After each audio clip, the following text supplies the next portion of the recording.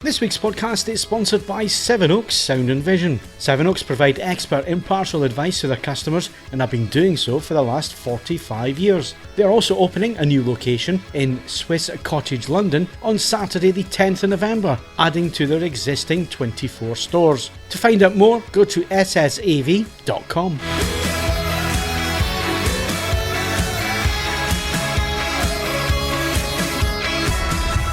Hello and welcome to the AVForums podcast for Monday the 5th of November. Remember. And joining me on this edition, Ed Selley. I know all about your Valhalla of decadence and I shouldn't have let him go. And Mark Botwright. You've got an honest face. Thank you very much. Suffering from man flu this week. Alert. I have survived, so don't worry. Shouldn't say man flu. No, that's a hate crime. Is it really? Is it really? Well, I don't want to live in a world where that's a hate crime, Mark. No, Sorry. I don't know. If Phil has confidently declared his own gender, he's allowed to have man flu. Exactly. If we accused him of having man flu, we would be both assuming his gender. It was very complicated, isn't it? No. This is a whole new world.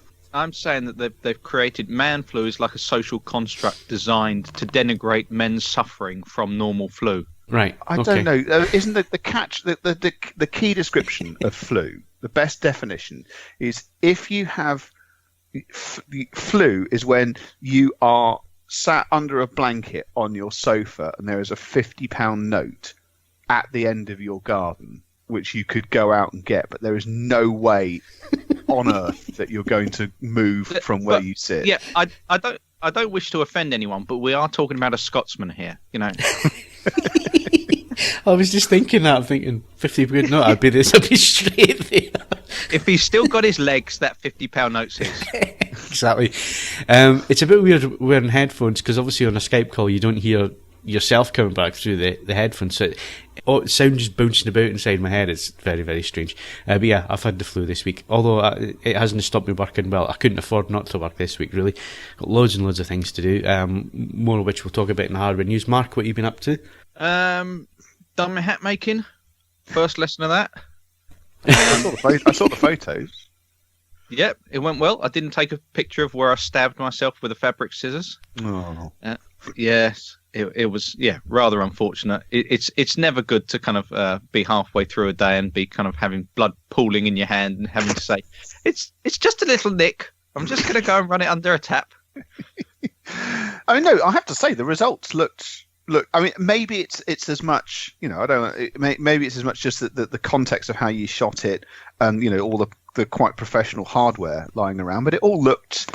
It looks like you're going to have get at least one serviceable piece of headwear out of it. Hang on, where are these photos I'm looking on Instagram? I can't see anything. They were a while back, weren't they? There's some chronological issues. About Saturday. No, the last photo I can see is a bike, and then next to that looks like some pottery. Or is it? Oh no, that's the hat making. Ah, right, got you. Have you got your glasses on? I've got man flu. Right, so what kind of hat is this? Is there a name for it? Well, it's going to be a pork pie. Luckily enough, they had a hat block with the correct crown and the brim all in my size, so there's not too much that needs to be done to it. So hopefully, got most of it done then, but obviously it needs to be put together, the two parts, and as that'll be hand sewing, I'll probably be spending the next kind of 4 weeks doing that. Okay. Oh, there's plenty of opportunities for painful little injuries from that as well. Oh, yes. So, yeah. Well, I look forward to the end result. It looks very promising. Well, thank you very much. Yeah, and... I mean, are you going to fit it with a chin strap so it doesn't fall off when you're doing Krav Maga? I'm seeing some issues with dovetailing these two particular activities quite nicely. But, a chin strap would solve it. I'm just looking at some Krav of these... Maga, we're already onto the bit where they're suggesting to us it might be an idea to buy groin guards. That's when you know things are getting real. When you have to buy a box. Yeah. Yeah, the trouble is that they suggest that you buy the ones that you have to pull on like over your trousers, so not like a box from cricket. So it just looks like a codpiece to me. Yeah. Part of me just wants to buy a kind of gold one and stick on some like diamante studs or something. Surely you could just buy a normal one and use the crafting experience that you're gaining with the hats to just jazz it up to how you chose. Yeah, I think, to be honest, if anyone sees me wearing a jazzed up groin guard, I don't think they're attacking me anyway. It's definitely a very bold style statement, but equally it says, I'm here to enjoy myself, but if to quote Martin Lawrence, shit does get real, you're on it. Maybe you could put an Odd Job style metal rim inside your pork pie hat for extra, combat power. Oh, I thought you were going to suggest a kind of weapon inside the groin guard, a la kind of dusk till dawn. Well, it really depends on how lethal you feel the West Country is. But if you did an Odd Job style, job on your pork pie, I mean, that would catch many people unawares. I mean, there would probably be a silent look of respect on the face of the police officer that arrested you after you'd used that. Or, as is more likely to happen, as I go to take my hat off, I chop my fingers off. You'd have to make sure that you did a permanent fedora-style milady tip, to get it off with keeping all your digits in place. Anyway, interesting stuff. Actually, I'm looking through your Instagram. Some cracking photos on there, Mark. I really like the BMX in the bath. That's my favourite. That could be an album cover, that one. Thank you very much. There is actually an entire Reddit devoted to that, of people knocking up fake album covers with just random photos and text. Yeah. The more you know. Right, what have you been up to, Ed? I have been frenziedly finishing off my AVForums stuff for the end of the month, as is traditional.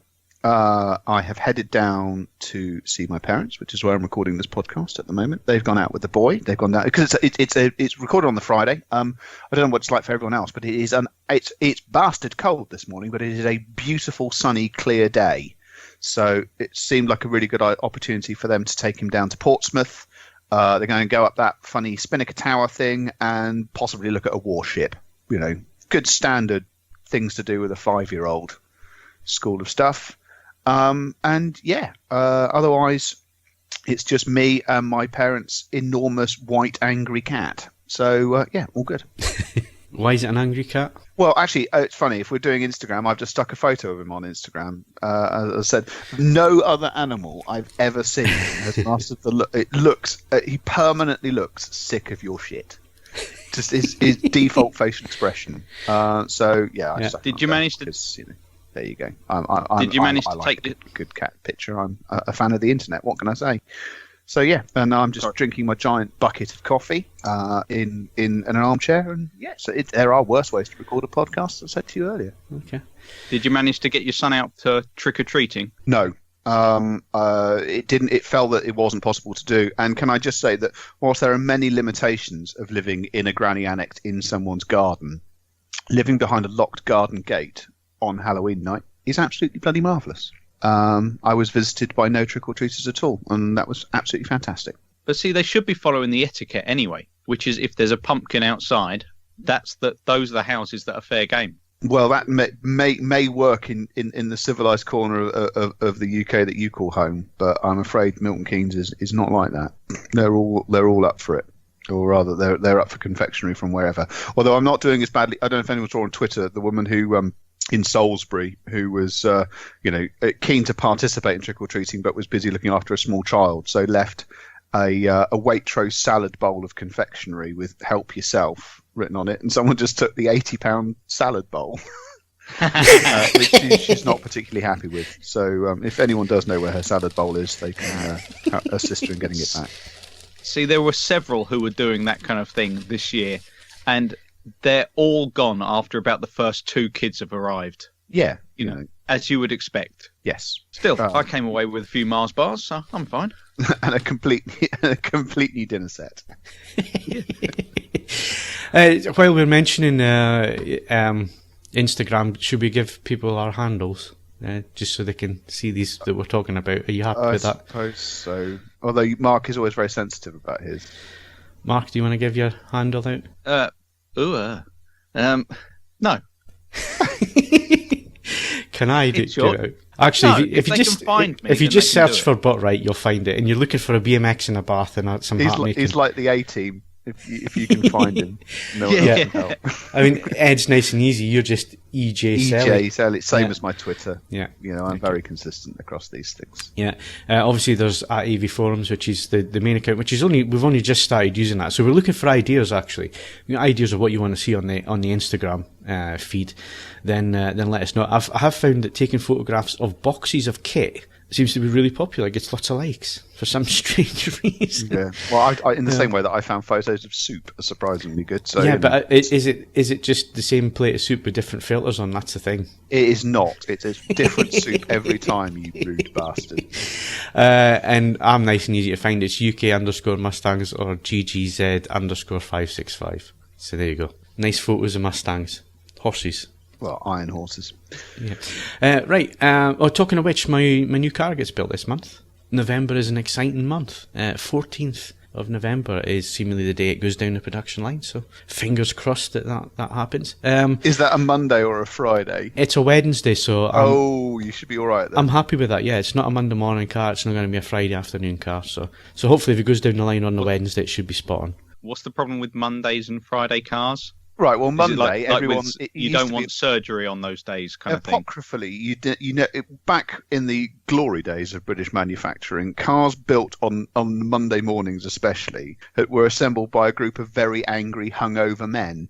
And were therefore riddled with faults, in the same way that Friday afternoon cars were built by a group of people who had their minds firmly on the weekend and were also riddled with faults. Yeah. And this is it was genuinely something that you could track by serial number, that even by the wobbly standards of how they were built, full stop, cars built in those particular periods were identifiably worse. Not normally on a Friday, it was the rush to get to the pub, so they were just rushing things together, so screws missing and things just pushed in any which way. So there you have it. So, yeah, there you have it. At least on a Wednesday, it should be, hopefully, fingers crossed, it should be okay. Right, okay, so let's move on. Competition time. What can we win, Mark? Right, we can win one of 3 Jar Aerobull Nano Bluetooth speakers, and that competition closes on the 4th of December. Seemingly, these We've also are got Jean-Michel Jarre Bluetooth speakers. Are they? Yeah, that's what the Jarre comes from, seemingly. I'll have to look that up. Yeah. We've also got a copy of Rushmore on Blu-ray, and that one closed on 7th of November. And a copy of Sicario 2 on Blu-ray, and that one closed on the 9th. And we've also got the copies of Jackie Chan's Project A and Project A Part 2, and that one closed on the 8th of November. Yeah. And as ever, all competitions open to eligible AVForums members resident in the UK. So lots of those are this week. If you want to win those, you're going to have to be quick and get in and enter those. Any previous competition winners? None. Oh, well, never mind. We might have some winners next week. Well, we should have, because lots of those competitions closing this week, so we should have winners next week. Hardware news is next.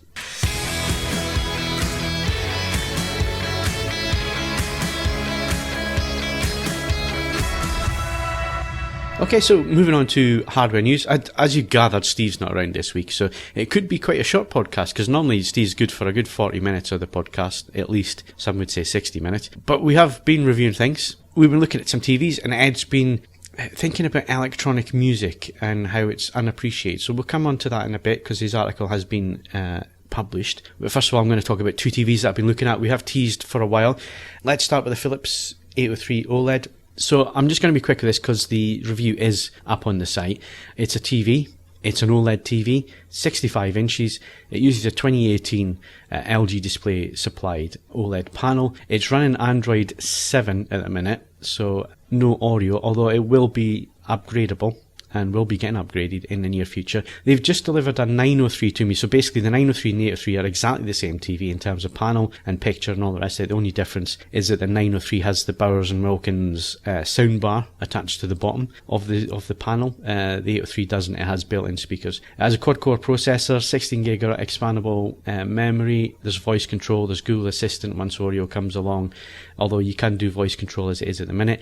It also has a second generation P5 processor, which is if you know Philips products, you know all about their picture processing, sharpening, scaling, all that kind of thing that it does. It also has 3-sided Ambilight, which is another Philips technology, and I absolutely love Ambilight. I don't like the nightclub modes. I don't like the modes where it follows the video and changes the colours and so on, although I can see that being really popular with gamers, just in the periphery vision, having colours change as the scene changes within it. I could see that being popular with people playing games. For films and TV and so on, it gets really distracting. I wouldn't have it on for that. But there is a setting in there called ISF. If you set that, it sets the white light to D65, which is a warm white light, and then you can just adjust how bright you want it behind the TV. And there's good science to this. The science is using a bias light behind your TV, especially in a dim room, it helps eye fatigue. It makes it a more comfortable viewing experience. And with TVs like LED LCD TVs, it can actually give you a perceivable better black level as well. If you have it too bright with an OLED, you could actually start missing out on some of the shadow detail because having the light behind the TV, it affects your eyes. So you want to have it a little bit dimmer behind an OLED TV just so you can make out what's happening in the shadows and so on. But that's Ambilight. It's a great technology. I really do like that. Some other bits and pieces that the TV has, like say it runs on Android. It's slow. It's a little bit clunky, and the processor is not the fastest. So if you are used, like myself, I have things like an LG OLED sitting next to it running WebOS, and it's not hyperbole. The differences are night and day between the two when it comes to button presses. On the 803, you make a button press, it takes a little while for it to register and change, whereas on the C8 from LG, you press a button and it's almost instantaneous what it does. So there are little issues there. There are other issues. There's only 2 full bandwidth HDMI slots that are HDMI 2.0B, HDCP 2.2. What else is there? There's 4 HDMI, so they will take 4K on all 4 of them, but only 2 of them will take full bandwidth 60p 444. And the remote controls, this is a bit like logical thinking that it makes sense until you actually use it in practice, which is their big remote control. It looks like a traditional remote on one side, and you flip it over and it has a QWERTY keyboard on the other side, obviously for using with smart TV, putting your username and so on and passwords and that into apps and so on. You think, oh, that's a good idea, it must work. Actually, in use, I found it easier using the directional keys and the enter button. I think it's because you're used to doing that over the QWERTY keyboard, so not really sure that works 100%. I think because it's an Android system and you can sideload other applications onto the TV, it may become more useful for those types of applications where you maybe need to type a bit more into the app and so on.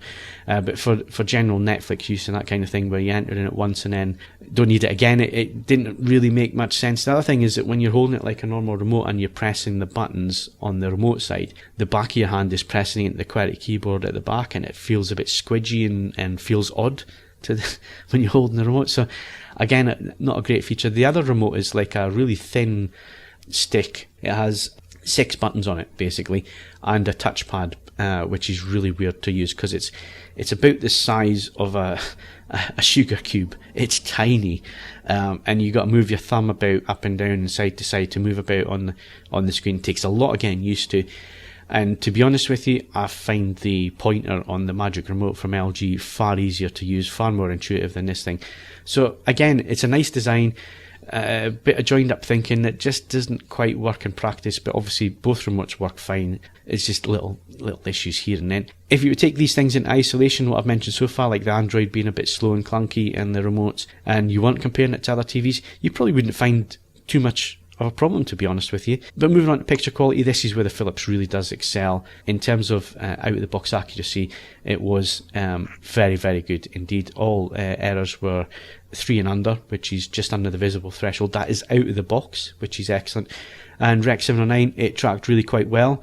Again, with Delta E's under 3, so out of the box you weren't seeing any visible errors on screen with any material that you were viewing there. Really impressive in the ISF modes. Obviously there are calibration controls on there. The only thing I would say about calibration controls is the CMS, like most CMSs and TVs these days, If you use too much of it, or you put too many inputs in, you can introduce issues into the image like posterization. So you've got to be really careful about just how much adjustment you're actually adding in there. But actually, once you flatten out the grayscale even more, the color side of things improves just by doing that. And then there's only a couple of little things that, if you want a nice looking graph, you can make the adjustments to make the graph look nice. But really, watching TV, you're never going to notice any of the differences that you're inputting anyway. So out of the box and calibrated, absolutely stonking result there. And then when it came to HDR, I have to say this is probably the brightest HDR I've seen on an OLED TV.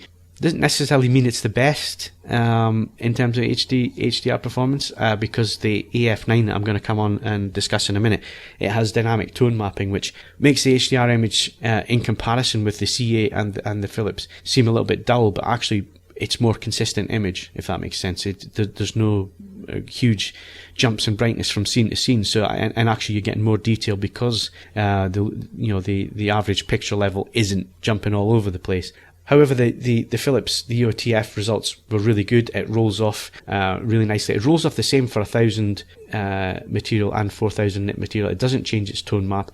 With 4000 nit material, there is a tiny bit of clipping at the higher end there because it's not really tone mapping to keep all the detail in the highlights. But to be honest with you, I'd rather lose a little bit of peak brightness in the highlights and details in the highlights than in the shadows, because like we've explained a few times in the podcast in the past, it's in the shadows that our eyes work the best. It's lower light levels where we really do notice changes. So you could change from 70% brightness to 90% brightness on the screen and you wouldn't really notice it. But if you did the same jump in relative terms in the lower end of the image, you would notice that, because our eyes are programmed to notice that.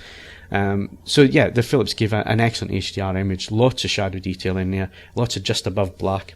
Panel uniformity was spot on. Peak brightness was 710 nits on a 10% window and 720 on a 5% window, and it was about 140 nits on a full field frame. But again, these are just numbers. They don't really mean much, because it all depends on how the TV tone maps, how it puts that content to its native capabilities. So again, it's HDR wise one of the better HDR images I've seen. And in fact, it saves it from getting a lower mark, the image quality, because had it just been an average middle of the road like the AF8 in terms of its accuracy and picture quality and so on, it probably would have scored an 8. It scores a 9 because not only is the HDR performance really, really good and really accurate in terms of SD performance, video processing and motion handling were also superb on the Philips. Now, Philips do in my opinion, take things too far with their video processing. Danny Tak is a very, very clever man. Some of the AVForums members will get to meet him later this month at the Philips event that's going on. Really interesting guy. Ask him loads of questions. He really knows his thing when it comes to picture processing and video processing and so on. But it's all about items that, as a video purist, I don't necessarily agree with. And one of those things that's on the Philips TV is called Perfect Natural Reality, PNR. And basically what it does is it turns standard dynamic range images into a sort of full HDR image using the second generation P5 processor. When you see it in a demo with material that's designed to show off the capabilities, it looks really impressive. I saw it at IFA, a closed door demo at IFA, and really quite impressive. However, when you're talking about material that's been made as SDR material, has been graded as SDR material, is intended to be seen as SDR material, why are you changing it to HDR?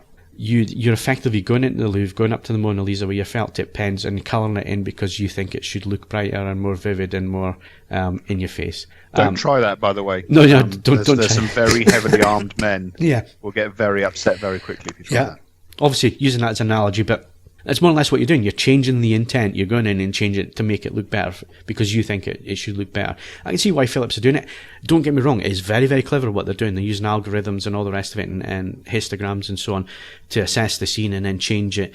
But all they're doing is they're bumping the brightness of the scene up. They're trying to keep as much detail in the highlights as possible, and doing that by lifting the black floor up and basically crushing the image a little bit, and making it look a little bit more dynamic. And in the midtones, they're raising the midtones a little bit to bring out a bit more detail in there to make it feel like it's a bit more dynamic. But actually, you're losing detail, and you're losing what the intention is in the scene by doing that. So yes, it's very clever. Yes, I'm sure there's lots of people will be quite interested in seeing that, but because of the way they're manipulating the gamma and the shadows and the edge enhancement and all the rest, it just looks really, really fake. And then obviously there's the motion on top of that, so you're getting lots of soap opera effect and all the rest of it. So it's clever, but I'd much rather they spent the R&D budget in doing what Sony and Panasonic are doing this year, which is the director's intent, the creator's intent, getting the images to look as close as possible to the £30,000 and £40,000 OLED monitors that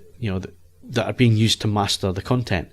If you want to see the content as it's supposed to be, that has to be the end goal, and obviously that's the way that Panasonic and Sony have gone. And I think Panasonic and Sony have gone that way because they have professional wings to their companies. They supply broadcasters and filmmakers with the kit that they use. Both the companies, Panasonic and Sony, produce cameras that are used to create films that we watch. And they also create the monitors that are used within professional spaces to grade the material on as well. So I know Philips want to be different. And they're certainly different. If you look at their, you can tell they're a Dutch company. You look at the smart TV system, it has XXX adult rated applications in there. They do things a little bit differently, and I can see some consumers liking that. But if all you want to see is your films looking the best, don't use any of the extra modes. And I know Danny Tack wouldn't be happy with me suggesting that, but this is where we've banged heads in the past, is because I don't, as an image purist, I don't really buy into this kind of technology, but it is very, very clever. So that's the Philips. I scored it 9 out of 10, gave it highly recommended. And basically that's because it has some genuinely useful features on there, like the Ambilight. It's got superb motion, probably one of the best, up there with the Sony in terms of motion for an OLED. So if you like your sports, you like football and that kind of thing, absolutely, you don't have to do much to set it up. There's a way of setting up the Philips. You do it once and it works for everything: film, TV, sports, the lot. And like I say, the HDR performance again was really, really good, and SDR was absolutely spankingly good out of the box. So it got highly recommended. Moving on quickly, I'll do the AF9. So it's the latest OLED TV from Sony. It comes under their Master Series branding, which Master Series I've just been talking about. So that is, the aim is to make this TV look like the BVM X300, which is their studio OLED monitor. Now this monitor is £30,000 to £40,000 to purchase. It's not big. It's used in professional facilities. It's where they master HDR content. It's the TV that they look at when they do that. So the idea is to get as close as possible to what image fidelity is seen on that monitor. You can see it on this TV. It's using again a 2018 LG display source panel. It's got the new X1 Ultimate chipset in there, which obviously has better video processing and scaling. There's some neat little features in there like object-based HDR remaster, super bit mapping. You have dual database processing, super resolution, object-based again. Again, a lot of these you wouldn't necessarily use as a video purist, but some of the stuff in there does really work and works well. There is dynamic tone mapping on here, which the X1 Ultimate has managed to introduce. So again, very, very similar to what LG are doing this year with the B8. And it was on the B7, although it was hidden in one of the menus on the B7. It didn't have its own separate menu like it does this year on the LGs. This doesn't have any menu option at all, and you can't switch it off on the AF9. So it's a good job that it works really well, and it does a really good job of the HDR tone mapping. Again, it changes with whatever content you put in. So if it's 1,000 nit content or 4,000 nit content, it works it out, and it works exceptionally good. And you can actually see it working. And one of the things I did was I went into HDMI signal type, and if you go between normal and enhanced and auto and so on, it changes the black floor basically of the video signal. But if you go in there and you mess about, what it does is you can actually see it working. You can see it assessing the image and then bringing the image down so all the detail comes back into the highlights and so on. It does it really quickly, but you can see it doing that. Again, if you feed it from like our pattern generator that we use here, we can generate 4K HDR patterns. Any pattern that we want within there, we can make it 4K in HDR, either 1000 nit or 4000 nit. And doing that and switching it quickly, you can actually see it like a stair step ramp or something like that. You can actually see this dynamic tone mapping working. It assesses the image and then brings the luminance down, so you keep the details, but it also keeps the details in the shadows as well as in the highlights. Now this can make the HDR image look a little bit dull when you're sitting it side by side with the C8 and the Philips, like I did here. I had them sat next to each other, running HDR material, and it looks a little bit dimmer just between the three. But like I said before, there's actually a more consistent image on the Sony, and if you're watching in a dim room anyway, that shouldn't make a huge deal of difference. And actually what you're getting back is a more fluid image, a more consistent image, an image where you can see lots of the details and so on in there that with the other tone mapping, dynamic tone mapping on the LG, it does clip a little bit, but I didn't notice any clipping whatsoever on the Sony with their side of things. So it's a feature that wasn't really marketed at all as dynamic tone mapping. I'm sure Sony don't even call it that internally, but it wasn't a feature that they certainly marketed a hell of a lot. Now, I'm not sure which actual technology it is. I am assuming it is the pixel contrast booster, as they call it in their marketing material, which basically looks at the it looks at the luminance, it looks at the metadata and then adjusts it. But you also have the object-based HDR remaster, which was on there on the AF8 and last year's Sony TVs, OLED TVs. Now you couldn't switch it off apart from in the Cinema Pro mode. Now they've actually changed the picture modes this time, so Cinema Pro no longer exists. Cinema Pro is now called Custom, and Cinema Home, that used to be on the F8, it's now Cinema. So there has been some changes in the menus as well, and like I say, you can't switch this dynamic tone mapping feature off at all. In terms of HDR performance, again, like I say, it was a little bit dull when in comparison, but actually I really liked the image it was producing, and I wouldn't call it dull, I would call it really quite dynamic. And it's kind of like when you flick through the picture settings on your TV and you go to standard and you go to vivid and all the rest of it. Initially, cinema mode or Cinema Pro mode or similar modes like that, THX or whatever it's called, they can look really dull up against the standard mode and so on. But actually you're getting a more detailed picture, you're actually seeing it the way it should be. White is warm the way that white should be. And it's kind of a little bit like that when you have the three TVs up. They're all doing things slightly differently. The Philips and the LG are certainly look a bit brighter comparing the three across the board. But like I say, I really like the way the F9 is doing that. So it measured 547, this is a 55 inch, so it measured 547 10% window, 630 nits, 2% window, 140 nits full frame. Again, these are just numbers. There seems to be this internet obsession at the minute with peak brightness figures, but actually it's a really small part of what actually makes up a high dynamic range image, an HDR image. And where LG, and we've said this in the past, where LG and other OLED TVs really score is the fact that they are pixel level, self-emissive technology. You know, you can have a pure black next to pure white, 1 pixel apart. That's what gives you the dynamic range. That's what gives you the specular highlight capabilities of the F9, where you can have this specular highlight right next to a solid black, 1 pixel apart. That's how this technology works. So it's not a light cannon like an LED LCD TV.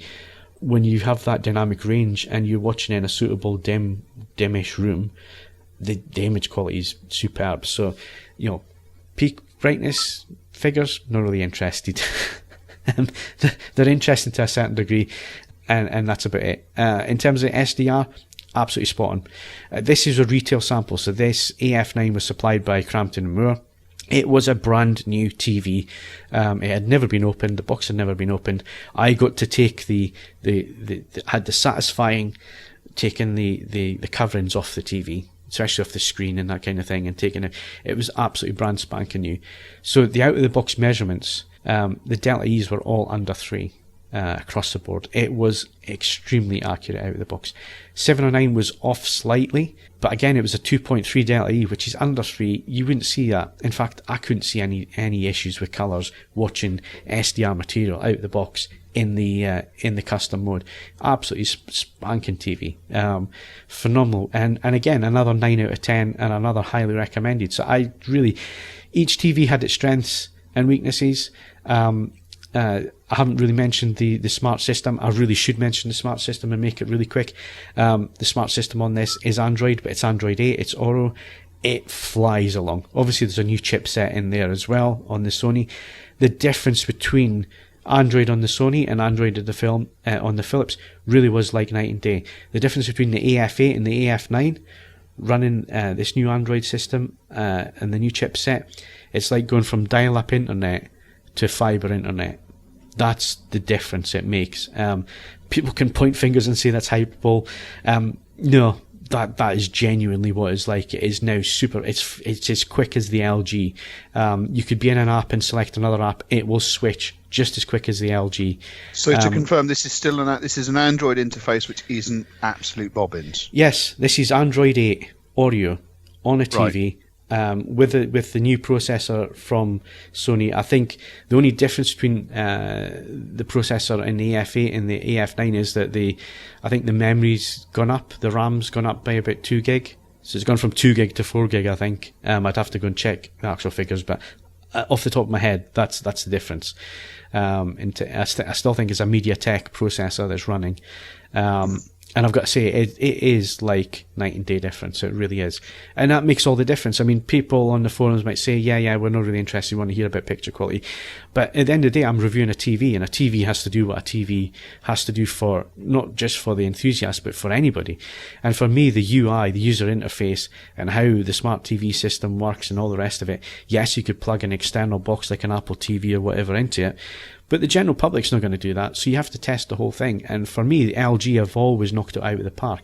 So to see Sony finally get Android working to a level where it starts to compete with the speed, and they've also added some nice little touches in there where you have tutorial videos. So if you don't know how to do anything, an actual layer of the homepage is tutorial videos that show you how to work things. Just to be clear, has this update been up? Is this across the bulk of the Sony platform? This is only, as far as I'm aware, it's only the AF9 and maybe the ZF9 that have this at the moment. Right. Audio. I am not aware of it. It's quite complicated. I mean, listening to what you've been talking about with the Philips in particular, I'm beginning. Until you actually mentioned that the AF8 has been beefed up, it's reached the point where, I mean, obviously I don't buy televisions desperately often, but I don't, such as the dismal reputation it has, I think I pretty much automatically discount anything that has an Android TV interface. I'm starting to wonder if, even if it was redeemed across the board to the level that Sony has just done with the AF8, it's so AF9, it's poisoned. AF9. Sorry, the AF9. It's poisoned by association. I don't want anything to go with it. That is a problem. When it first came out, it was clunky as hell. I mean, up until this year, the last Sony TV I reviewed was 4 years ago, and I slated it at the time and said, come on, you can do better, and I expected it to get better. And then 4 years later, when I looked at the XF90, was the first Sony TV I'd looked at in about 4 years, I couldn't believe that they were still in the same position where the TV was crashing continuously. It was slow as hell to do anything. Button presses were taking 2 or 3 seconds, sometimes 10 seconds. And then the AF8, it improved slightly. I didn't get any crashes with the AF8, and I did live with the AF8 for a number of months. And it was fine for that, but it was dead slow, especially when I've got the C8 sitting next to it and it's whizzing around like nobody's business, saying you swap in and out of apps while you're in Netflix and you go straight to Amazon and then you can swap back again. You couldn't do that on the F8. It was really slow. Whereas the AF9, yeah, Oreo makes a big difference, as does the beefed up MediaTek processor that they're using in there. It makes a difference. The advantage with Android always had as well was that you could sideload applications on there, which a lot of people like to do that for various reasons, some legal, some not. So, that was always going to be a popular platform. But I think because it, like you say, it got off to such a sticky start, and it's taken so long for it to get up to the point now where I can say I'm really happy and I'd be happy to have an Android TV going off what the AF9 can do. But that's taken a long time to get to that stage. Whereas WebOS, LG made a big commitment there that they like they did with OLED. Basically, they put the money into it, but it paid off for them because they got it right. And it was intuitive, and it still is. it's feeling a bit dated, but it's still the best system out there when you look at LG's WebOS. And this is Android just catching up now. And I think a lot of that as well will have Google will have pushed that along as well, because they want to get Alexa up there, they want to get Google Assistant on the TVs and so on as well. So it wouldn't surprise me if they've had a big hand in trying to improve this and push it along and trying to get the manufacturers to up the processing specs a little bit to make sure it works. But yes, it absolutely works on the F9, so it's a completely different system compared to the F8. And it's the first Android TV I would recommend to people as an all-rounder. But like I say, I mean, that's as an all-rounder. In the past, people have they've just put an external box on like an Apple TV or a Roku or whatever. And it doesn't have all the apps on there. It's missing Now TV. There is Amazon, there is Netflix. However, YouTube is on there. It'll do 4K, but it won't do 4K HDR. But Amazon and Netflix will do HDR and Dolby Vision. Now, Dolby Vision is Sony's version of Dolby Vision. It's not too bad on there. There's still some issues with blacks, raised blacks. There's still some issues with posterization in the blacks as well. So it could be a little bit better in there. There's this thing called Netflix calibrated mode.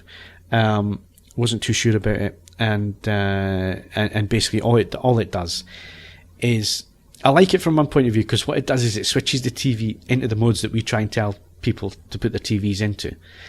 So all it does is it puts the TV into custom mode when it's a SDR signal on Netflix, and when it's a HDR signal on Netflix, if it's Dolby Vision, it puts it into Dolby Vision Dark. If it's another HDR10, again it puts it into the custom picture mode, so it puts it into the right mode. I like it from that point of view, but if you're already in those modes, it's pointless going into the Netflix calibrated mode, because that's all it's doing. The other annoying thing is that when you switch Netflix calibrated mode off, it automatically puts the TV back into standard mode. So even if you watch your TV in custom mode and you switch the Netflix calibrated mode on, when you switch it off, it puts your TV into standard mode. I have no idea why it does that, other than being cynical and thinking they're doing that because they're trying to make it look better, if that makes sense. So it's putting it into the god awful standard mode. When you switch it off, to me, you see the calibrated mode's better. So from one point of view, I like the calibrated mode because it's putting people into the right picture modes to get the best out of the TV. So it's putting it into the custom mode, or it's copying the Dolby Vision Dark mode. It's not making any differences compared, because I've had it in that mode and then switched it on, and there's no differences whatsoever between the two.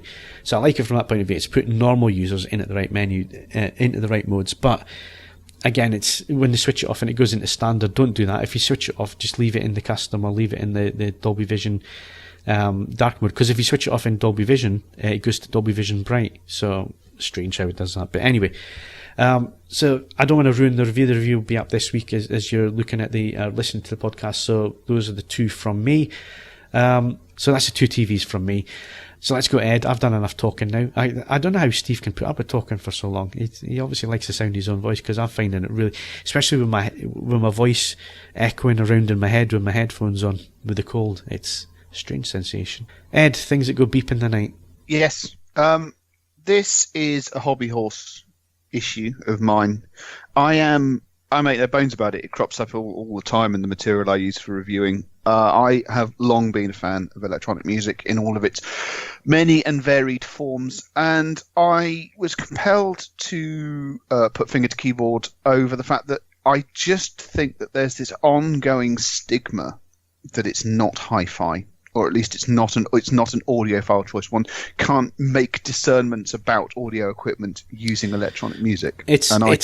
It's funny, that argument, because I've heard it so many times. Especially, I've heard it from some distributors of really high-end kit. And when I've gone to demo kit and I've asked them to put on tracks that I know it extremely well, and they say, "Oh no, darling, you don't want to do that. You want a piano, or you want a guitar, so you can hear how much alike it is and how it actually sounds like that instrument." And it's like, yeah, it's one of these things that seems to be prevalent in the hi-fi world for some strange reason. There is obviously a very compelling argument that you do want points of reference with which you are entirely familiar to make a judgment on tonality. With speakers especially, there's an unqualified, you can't dispute that. Yeah. The thing is, our own basis for reality, what constitutes our own reality, is gets a bit complicated. In the article, I cite the fact that one of my all-time favorite albums, I do use it for test purposes, is Pink Moon by Nick Drake. It was recorded in 1973 or 72. And it's a classic of its type. To my mind, it's one of the very, very few perfect albums where every single second is there for a reason. But as an actual point of reference, it's not. It suffers because, as I say in the piece, Nick Drake has been dead since not that long after the album was recorded. He did very, very few live performances. No recordings of those live performances exist. There's even, and this may sound extraordinary, but there's even an ongoing argument as exactly how he used to tune his guitar to create. So, in terms of citing, okay, it's a man with a guitar. We know what they sound like, but in terms of judging the absolute realism of that recording, I'm on thinner ground than I am with certain pieces of craft work where I have at least been to see them live twice. And within that, then there follows arguments, in terms of the tests of dynamics and so on and so forth. Again, this has caused some arguments in the comments thread. What I am saying is not that every single electronic music album and artist is a better mastered effort than more conventional genres. I'm arguing that viewed as a category as a whole, there are far few stinkers in electronic terms. It's very rare to come across something which is truly abysmally mastered and recorded, and there are some truly standout bits of dynamics and mastering. Someone has very correctly pointed out that, going back to Kraftwerk, they've given us two reference recording sets: the minimum maximum live recording and the 3D recording from last year. They are both in across both their analog and digital releases. Those are state of the art. The other side of the argument, it was brought up in the thread, and I do agree with it, is that electronic music does flatter a lot of systems, though, Ed. A lot of poor systems. So, that dealer and distributor arguing with me about instruments, he did, up to a certain level, have a point when it comes to how to assess it. Well, he would have done if he hadn't put something utterly timid on in its replacement. Yes. If he'd gone and put something challenging on, no question at all. But this is in part a wider argument, but the absolute timidity of music used at shows. It's all very well saying, oh well, you need something with more dynamics and more of an example of a difficult recording. That's great, except those very rarely actually make break cover at hi-fi shows. So can I just ask, what do you consider a challenging track, say, for instance, that you could put on? I would go with what I mentioned in the piece. Boards of Canada, who do exist. They are a real band. We have had this argument before. They released an album 20 years ago now, which makes me feel very old, called Music Has the Right to Children. In that, there is a track called Telephasic Workshop. And it is a genuinely, it has, as best as I can work out, there's no bandwidth compression at all anywhere on it. If your speakers keep everything together with that, and hit as hard as they're supposed to, the track intends them to, that's a pretty stern test for anything. And I use it very, very regularly as a piece of test music for that given reason. It just, there's very little in terms of analog bass which gets anywhere near the challenge of what they're asking, what's being asked of a pair of loudspeakers with that. Mainly because, as someone's pointed out in the thread, getting a physical drummer to try and do that would probably break them. So, that's always quite a significant challenge. And then, I suppose, again, right, let's try that as a sentence. In terms of a test piece in terms of vinyl and what tone arms and cartridges are up to. I make mention of it. There's was an Austrian band group called Peace Orchestra, and their first album, also imaginatively called Peace Orchestra. It's a very rare piece of vinyl, but it is absolutely extraordinary. If they'd cut it much hotter, I don't think it would have worked at all. It's less heralded than some of the Kraftwerk pressings and so on and so forth. But that is an absolutely, if your turntable keeps that all in one piece, it's doing pretty well. So there are those would be examples of a reference for me. But then there's other things. I mean, Underworld, bless them, have been consistently supportive of high resolution digital. There's a 2496 download of the bizarrely named Barbara, We Face a Shining Future. And that's just peerless, sensational bandwidth, noise floor is nowhere. And because the vocals in it are always recorded, as a proper vocal track, as you would anticipate in any other genre of recording, there's enough other real points of tonality, using the word real in inverted commas, that it's not going to annoy anyone to use. And I still can't remember the last time I heard anyone using something like that in a public setting. So all a bit disappointing. Yeah. So that's the electronic side. So where do you balance it against this dealer's argument of real instruments on record? Because I just think that there's room for both of them, and I just think that electronic music always gets short shrift. I'm not saying for a second that every show should just be solely wall to wall left field. That would be no less absurd than the situation now. I just feel that, on a more specific level, not just at shows, I just feel occasionally when customers are demoing equipment, the dealer will make a beeline for their safe stuff, and unless you've had the presence, and obviously you should always bring along your own music, but if you haven't had the presence of mind to bring material along, you may find yourself trying to make command decisions on what you're going to buy with stuff that isn't your thing. And if you are a big fan of electronic music, for the love of all things, make sure that you give any piece of equipment that you're looking at a thorough workout with stuff you're actually going to listen to, and not select stuff that you think is going to make you look clever in front of other people. Yeah, good luck trying that at a trade show, though. Good luck. No, it's never going to happen. And the way I see that is that if I ask somebody that's demonstrating a speaker or whatever, and I say, look, can I hear this piece of music on it? And they say no. It's like, well, there's obviously a reason for that. I'm going to look elsewhere. Yeah. To be fair, most demonstrations, if you ask and you've brought it with you, it's rare. There are a few culprits that won't go for it, and then all power to them. I think honourable mentions to a number of the British speaker brands, actually, PMC, Neat, and at various other points, Spender, people like that, have had they've played all manner of madness on request at shows, and I just think, I mean, obviously, if you're PMC and PMC's transmission line based system is a big part of their whole marketing. If someone brings along something with some serious low end, I don't think they're ever going to shy away from it. But it always makes for a much more entertaining demonstration because they just mix it in with all the other stuff. I don't know what year it was at Bristol, but one room started playing Metallica, and the rush of people towards that room was unbelievable. Because if you've been to Bristol, it's all jazz.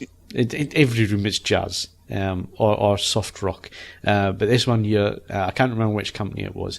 It might even have been MK. I can't remember, but they started playing it anyway, and you could see people just gravitating to that room because it was something different to listen to, and to show the performance off. Yeah, and to be honest, I've seen enough instances of rooms filling from the most unlikely things to hear at hi-fi shows. I mean, Audio Note, the absolutely demented valve company based on the South Coast, have long had, all power to them, always had a long and distinguished history of playing music that you wouldn't expect to hear on an 8-watt valve system. And I remember on one occasion they played Bucephalus Bouncing Ball by Aphex Twin, which sort of starts as music and degenerates from there. And it was absolutely sensational. And as a demonstration of the total faith they have in their equipment, I don't think there was much more effective than that. And then straight after that, went to Hugh Masekela, classic audiophile recording, and it was just, it more eloquently demonstrated that there's, as far, within the limitations of audio ownership, and there are a few, it's not the time to discuss them, there's very little that the systems can't do, and it demonstrates a level of faith that I think is quite impressive. Anyway, the piece is up. It's attracting some comments. When I've got the time and I'm not doing the podcast, I will continue to try and respond to stuff and just say what you think. There is supposed to be at some point, I'll do a follow-up of influential electronics albums where that beyond the usual suspects of stuff that I think deserves its place at the table, and I've got that on the list of things to do, along with several hundred other things, and we'll try and get something knocked up there as well. Okay, thanks for that, Ed. And before we finish on the hardware section, there was this little computer game came out last week, Mark. Pong. And I believe you've been playing this game. Now, have you been playing it on the PS4 or on the Xbox? I've been playing it on the PS4 Pro. Okay. So the first question is, it's Red Dead Redemption 2 HDR. Yeah, that's a bit of an interesting issue.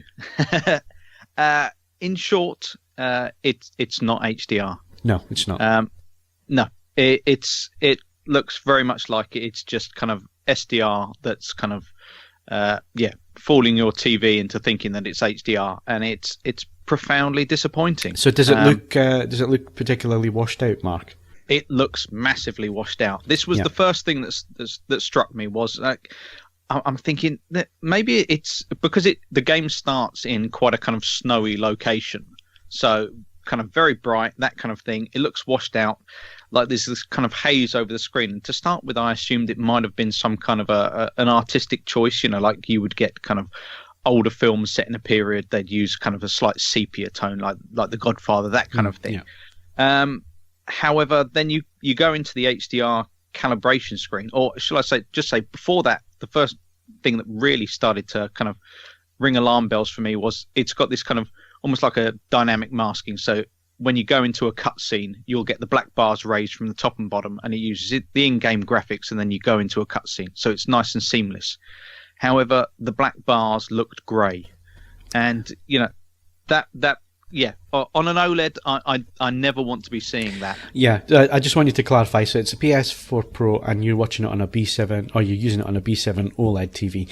So you're immediately going to see the elevated black level. Yes, that's what rang the alarm bells. So basically, what it's doing is it's an SDR range signal, and all you're doing in the calibration menu, when you move it up and down to increase the brightness or whatever, you might increase the brightness, but you're also raising the black floor, basically, is what it's doing. Yeah, it's just shifting the entire range from one side to the other. Yeah. That's it. And the problem with that, it would be fine if there was some kind of a happy medium in there, but there just isn't. It's just got an image which it says raise it until you can see the detail in the dark areas of the screen as well as the light ones, and you might start raising it thinking, actually now the bright areas look nice and bright, but then you've just got grey blacks. If you switch it to the other end, it just crushes horribly and you lose so much detail. I'm not going to say unplayable, but it thoroughly spoiled it. So pretty much the only thing you can do is just to turn off HDR, which luckily on the PS4 Pro, I think is a bit tougher on the Xbox One and the standard PlayStation 4. But on the PS4 Pro, they have at least popped in a little option in the in-game menus, so you can just switch that straight off. But even then, I still ended up having to kind of tinker about a bit with settings in the LG picture mode and things like that, just to kind of adjust colors and things, and it's just it's profoundly disappointing, particularly for a huge release like this. That I know there are some people who say they're fine with the HDR on it. I don't know how they can be, but I would just say have a little look at something like Horizon Zero Dawn, and then put it next to this, and there are no kind of striking specular highlights in this image whatsoever in that HDR mode. Yeah. None. It does. On a more positive note, it's not a bad game, though, is it? No, it's not a bad game. So before we get into the game, then, so our suggestion is just play it in SDR at the minute. Hopefully, Rockstar will come out with a fix for it at some point. Well, you'd hope so, anyway. A studio that large are going to fix the issue. You're playing it in SDR. Yeah, you're playing it in SDR anyway. Yeah, so switch HDR off. Yeah. Yeah, you don't want it. It boosts everything. There is no happy medium there, and it looks. Once you have a little tinker, it looks good in SDR. All of a sudden, you see all the colours and everything, and for a game kind of set in the Old West, you want to see the kind of the red soil, the green trees. You want those kind of sunset moments, and it's the kind of game where you want to have to stop and get out a camera and then just take pictures and just it's that type of game. But in terms of gameplay, it's kind of the culmination of all of Rockstar's open world game systems all kind of thrown together. So it's Red Dead Redemption, but then with everything layered on top of it as well. So you've got this eating and weight mechanic, which kind of will hark back to anyone who played GTA San Andreas, where you kind of change body mass and that affects things. And there's really kind of a lot more added realism and complexity to some of the systems. Like with hunting, you can no longer kind of, shoot like a squirrel with a 12-bore and expect to actually be able to salvage anything decent from it. You actually have to hunt with a bow and arrow, and take proper shots. And there are some aspects of it which I have a little bit of an issue with, such as kind of slow animations and having to stow animal skins on the back of a horse and things like that just start to make it feel a little bit like work. I'm fine. I'm fine with my video games, stand over something and it automatically goes into the inventory. There are some cool animations which, when you see them the first time, you're like, this is so realistic. This is good. By about the 50th time, you kind of want to shave off all of those little 1 seconds here and 2 seconds there. But I mean, it's brought in kind of a system for heat, and so you've got to wear the right things for the right environments, stuff like that. Almost like Rockstar have channeled a little bit of Zelda Breath of the Wild there. You have to maintain weapons and stuff like that, and you bond with your horse to unlock moves. But in general, you're playing it for the story. It's a story-based game. You're playing it for that narrative, and just that I love the ability just to be able to greet and antagonize NPCs, so you can pretty much provoke anyone into a fight if you want it. The best thing I've seen, I mean, obviously there's been endless clips and cutscenes appearing all over the internet. There was an absolutely genius one, I don't know if you've seen it, of someone as the player, they're threatening an NPC who's sort of sat on the ground, and the player shoots their gun into the sky, and it's proper Monty Python because a second later a bird just falls out of the sky next to the NPC, which I'm assuming is a case of sort of 1,000,000-to-1 timing. But beautifully observed. And apparently there's a Bigfoot skeleton in there as well somewhere. Oh, I've not seen that. I've tried to stay well away from that kind of thing because it's very easy to get things spoiled. Yeah, sorry. But no, that's fine. But if anyone's playing it though, obviously people will be. But a couple of things: put on toggle to run, which makes it a hell of a lot easier than just holding down a button to run. And if you haven't worked out yet, set a waypoint. If you're riding all the way across the map, set a waypoint and just go into the cinematic camera, and then it'll just be like an auto travel thing where you just watch your horse kind of galloping across, and then it's in nice kind of cinemascope type thing.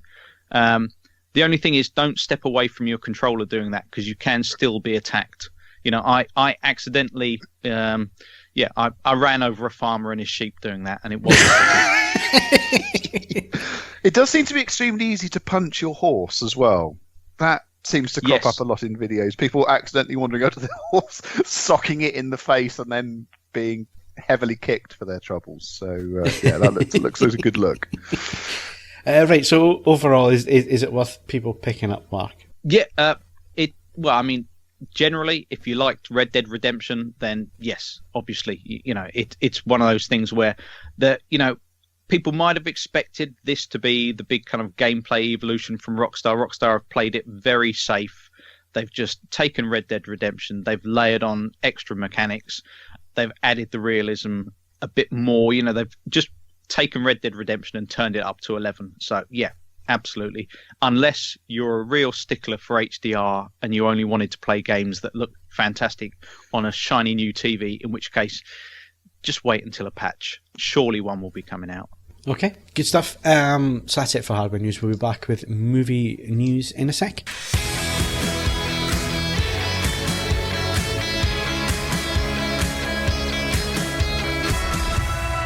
Okay, so moving on to movie news. There's no Steve this week, so we can probably get through this quite quickly. In fact, we're going to each pick our film opening this week. So I'll go first. Widows. It comes out November 6th.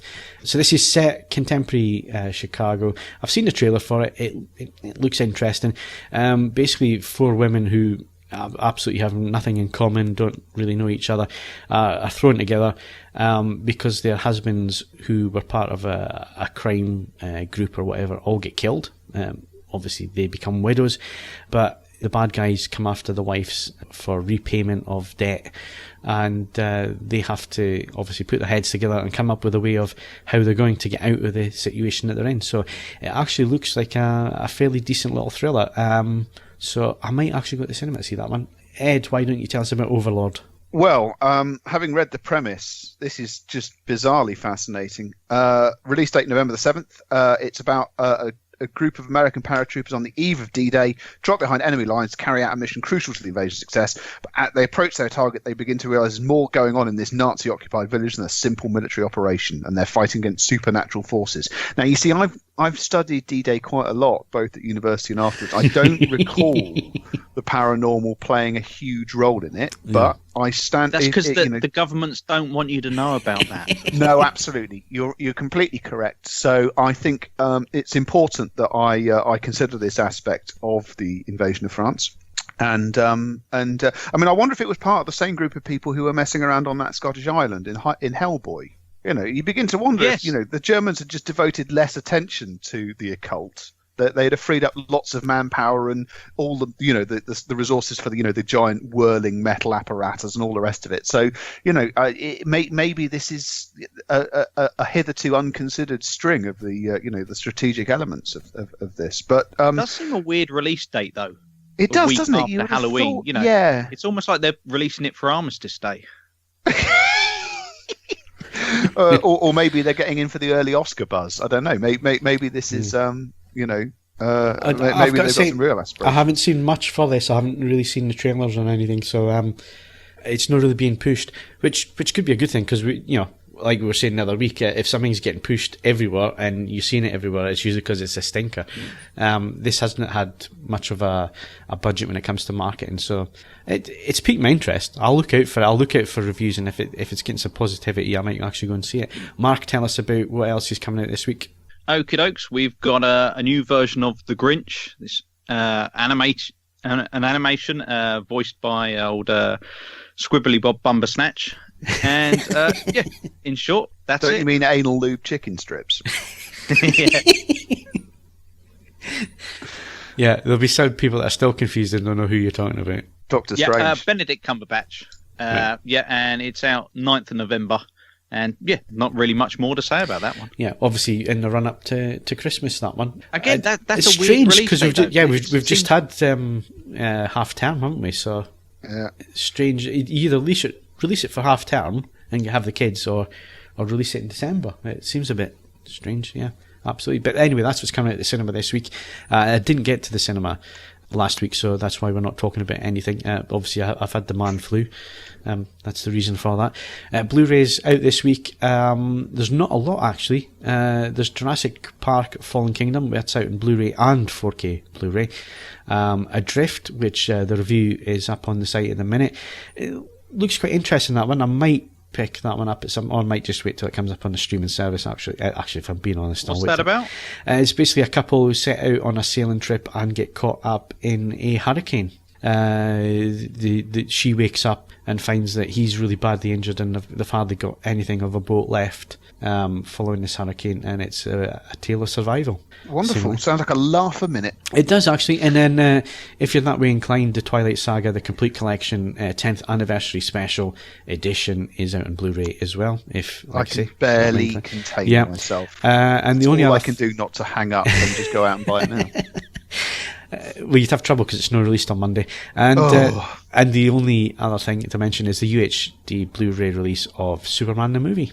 That's out on Monday as well, the 5th. Now, is that the original one? That is the original one, yes, Christopher Lee. We spoke about it on the podcast a few weeks ago. Well, Steve certainly spoke about it a few weeks ago. But by that stage of the podcast, we're still talking. Yeah, I know. It's just white noise. Yeah, we've all switched off, haven't we? I know. Yeah. I ought to record him and use him as a test tone for setup purposes. As well. That's terrible. Play him at one of these hi-fi festivals. Wall to wall withers. I don't know. Maybe like that last track on the new Orbital album with Brian Cox. All right, Maybe we could do a Withers ranting about the Last Jedi over some crunchy electronic beats. Oh yeah, that's. It'd be the AVForums Christmas single. I was about to say charity, but it wouldn't be for charity unless I count as a charity. Yeah, right. Okay, to wrap up on the podcast this week, and to give you a clue of what film it was that we were quoting for at the start, we mentioned Bohemian Rhapsody last week. You were mentioning your thing about instruments and electronic music as well, Ed, earlier on in the podcast. And interestingly enough, I watched a YouTube video from, I think it was 2002, which was Brian May in the studio with the master tape for Bohemian Rhapsody, where they'd exported it onto a hard drive, and they were able to, using a 36-channel mixing desk, let you hear all the streams, each stem on the mixing desk for each little section, each bit, the vocal, the bits that they looped and doubled up and put echo on and all that. It was really, really interesting. And having seen Bohemian Rhapsody the week before, if you get a chance, go and search that out on YouTube. It's well worth a watch. And it's a 30-minute video of Brian May just sitting down. I think it's off one of the special edition DVDs it's been taken from. But if you like the song and you're interested in how they actually put it together, because it was interesting what you were saying about, drummers and all the rest of it with electronic music, it's always in time and all the rest of it. And it's interesting to see how many mistakes are actually in the final recording in the final mix down for Bohemian Rhapsody. There's off key, there's beats out of place, there's guitar chords that are wrong and all the rest of it. And it's like, it was live. Just leave it as it was, and it's there within the final mix. So quite an interesting thing. Did you watch the BBC repeated their little kind of documentary thing about the making of the track? I did, yeah. Recently on BBC 4, and I found that fascinating. Purely most of the stuff that but the critical reaction to it as well. I hadn't realised it was quite so kind of muted in some areas. Yeah, and just thinking it was ridiculous high camp. Yeah, and it's I know it's overplayed and it's become a bit of a one of these mythical stories, but the whole thing about it being played on Capital Radio, Kenny Everett playing it over and over and over again, seemingly that did happen. You hear the stories and you think, yeah, they're exaggerating all this, but seemingly that did happen, and obviously it created a bit of buzz, and that's how the track started to gain some momentum, because they didn't want to release it at the time. But it's really, really fascinating story about that. But anyway, we're going to talk about our favourite films about musicians and bands. So this fits right in with, I think, Ed. I think Ed's going to be the number one source for this one, because I've been trying to think about films that I have actually seen that are about bands or rock stars or whatever, and the only thing that really that comes to mind, and I'm going through this list and I'm looking at it and I haven't seen that many, is the one that we quoted within this podcast, and that is Almost Famous. For me, that is, and it's a semi-autobiographical for Cameron Crowe, who directed it, and it's about a journalist or a wannabe journalist back then who wants to go and follow his favourite band on the road and write about them for Rolling Stone magazine. I'm trying to remember his name, William. I can't remember his name now. The character's name, but Kate Hudson was in there, and I've got to say, it was one of those films I instantly fell in love with. I don't know what it was, I just had a connection with it. And it's been a few years since I last saw it. I'm probably going to hunt it out on Blu-ray and watch it again sometime soon. It gave Elton John another hit, because Tiny Dancer was never a hit, was it? No. First time around. It gave him another crack with that one.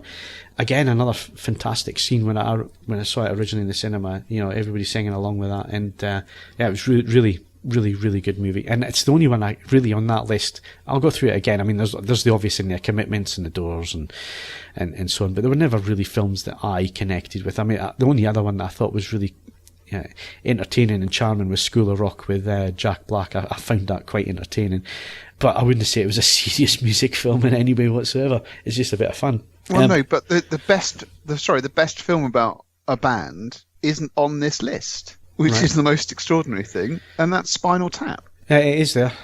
Is yes. it? Yes, it is there. Yeah, you're just not looking close enough. I'm not paying attention. I mean, that is so good. Yeah. In terms of simply because, yes, it is a parody, but it's so perfectly observed. Yeah, but you see, the thing is, though, Ed, now, it gets quoted all the time. It's there, it's in the list. It's a bit like Citizen Kane in that respect, where it has to be discussed. It stands up for me. It's just so good. And if you do not lose your shit every time that tiny stone hen comes down from the sea, you just don't have a soul. It's just... so good. The thing is, it's so close to a lot of the stories of the time as well. Supposedly, kind of half loosely based on Saxon, wasn't it? Yeah. And in fact, a lot of the stories from that time of kind of over the top British kind of rock bands were far worse than stuff that's in This Is Spinal Tap. You know. Yeah. Yeah. The thing about it's just little lines like "you can't dust for vomit," stuff like that. Yeah, but like I say, I mean, it's been done to death. It always gets brought up. So let's see if we can't. Can I just give one last Spinal Tap anecdote, because it's not part of the film. It is, but it's something that's just to. Just to cheer us all up. For many, many, many years, Liam Gallagher of Oasis fame thought that it was a real band, a film about a genuine band. And when he actually met, I can't remember the chap's name who played Nigel St. Hubbins, it was a real shattering of reality moment. That, given that he's an extremely angry man at the best of times, he effectively stormed out, going, I'm not having this, and all the rest of it. He lived a significant chunk of his life and in the belief that it was a film about a real band, which just makes me irrationally happy. I did a pub quiz last night, and I live in hope that one day the question will be asked, David St. Hubbins, what was St. Hubbins the patron saint of? And do you know what? Embarrassingly, I can't remember, but you'll tell us. He was the patron saint of quality footwear. That's it, yes. And then after that, I don't know. You see, I do quite like I mean, again, I guess does it count as a film or a documentary? I'm not a huge fan of Metallica, but the film/documentary that was done about them all coming apart at the seams, that's incredibly good viewing. Yeah. Perhaps because I have a degree of an emotional attachment, because I'm not a particularly big Metallica fan. I guess it might be more painful to watch if it's, people that you've idolised, behaving, broadly speaking, like spoilt children. But I think that's extremely good. Otherwise, then, I mean, I love the Blues Brothers. I don't necessarily believe it counts really as a film about a band in the absolute sense of the words. I mean, I've been trying to think, are there any films that we can think of that were around at the point where a musical genre broke on the scene and then stayed with us and developed? And I think I'm specifically thinking of something like hip-hop. When hip-hop started in the early 80s, there was some really god-awful films that tried to attach themselves to it, like breakdance to Electric Boogaloo and all that kind of thing. But again, there was actually some really interesting film. There was two interesting films for me. If you got any interest in early hip hop and how it was born in New York and so on, one of them is called Wild Style, and the other one is Beat Street. Now, the acting's absolutely terrible in these things, but they genuinely capture the essence of what that scene was all about right at the beginning, and what it meant to lots of people. And you look at it now, I mean, Beat Street and Wild Style, they must have been 1982, 83, maybe 84. So right at the start of it. And you look now, I mean, the hip-hop scene is massive, and it's changed completely from where it was back then. But, you know, it kind of launched with that whole scene, and it captured that. And the only other one I can think of was, there was one about the rave scene, and I'm trying to remember the name of it now, which again, it kind of captured that 1988 Summer of Love, what it was about, getting in the car, finding out where the next party was, next warehouse, and so on. And again, it was a you know, a musical genre that's still with us now. You know, it's developed and changed very, very slightly from where it was back then. So, are there any other films like that kind of got on the bandwagon of a new genre of music or so on? Sorry, I'll try that again.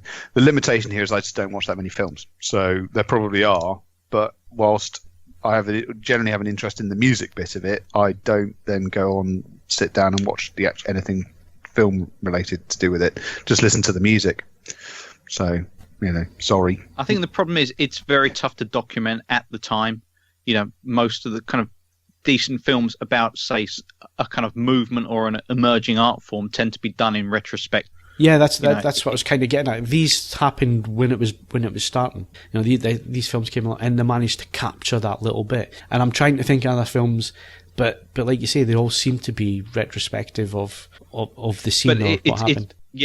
It's kind of easier to do it in retrospective because you have the context of both what came before and what came afterwards. So it's, you know, like when you think of something like the punk movement, you have to kind of show how it almost kind of fizzled out and turned into post-punk and that kind of thing. Whereas if you make it at the time, it would seem like a story about some kind of impending revolution that's going to tear down the walls of society, rather than just something that starts and ends within a kind of 5 to 10 year period. Yeah, and talking about that kind of thing, Control, the story of Ian Curtis from Joy Division, is a very good film. But, yes, that just again a bit bleak. To be fair, most things involving it would be hard to do a fluffy rom-com about anything to do with Ian Curtis or Joy Division. Let's be honest. Yeah. I mean, although 24-Hour Party People did kind of touch slightly on it. Yeah, I suppose it did. Yeah. I don't necessarily think it's a particularly fruitful ground for truly great filmmaking. I mean, in so much as there's always a temptation when you've got musicians to have them doing music, and it avoids, in doing that, you lose the ability to just set scenes and develop stuff in the way that you do with normal films. It's interesting that Almost Famous works because the focus is not it's an in-industry film, but the focus, you know, in the journalist sense, is not on a musician. Whether that makes a difference, I don't know. Can I just name one more that I did enjoy? It's not a great film, but it's an interesting one. I don't know if anyone ever saw Telstar, the Joe Meeks story. Yeah. No, sorry. Oh, it was about a record producer, and it's from the kind of 60s, and kind of he's slightly mad figure, and it's in the background is the wrangling over the rights to Telstar, and he's kind of trying to create the next stars. But it's nice because at the end it kind of goes on to cite what everyone he worked with went on to do, and you realise that it was actually quite a pivotal little moment in London in the 60s. And yeah, it's based on a play, and I'd recommend if anyone's kind of interested in that era of music, it's worth checking out. Yeah, it's nearly lunchtime though. Yeah, I need a bombshell to finish on. Well, I mean, I think the fact that we've done this with less bickering than usual suggests that Withers is just a massive disruptive influence. Or Okay. maybe Phil needs to be ill more often. Right, but I think you should tell him then, Ed, if that's the case. You know, I'll do it face to face. He's only tiny, isn't he? And on that tiny bombshell, that's it for this week. My thanks to Ed Selley. They don't even know what it is to be a fan, you know, to truly love some silly little piece of music or some band so much it hurts. And Mark Botwright. Don't take drugs. Good advice. And we do love you, Steve. We're just joking. We don't mean it really. Like, Yeah, some of us love you, Steve. Conditionally.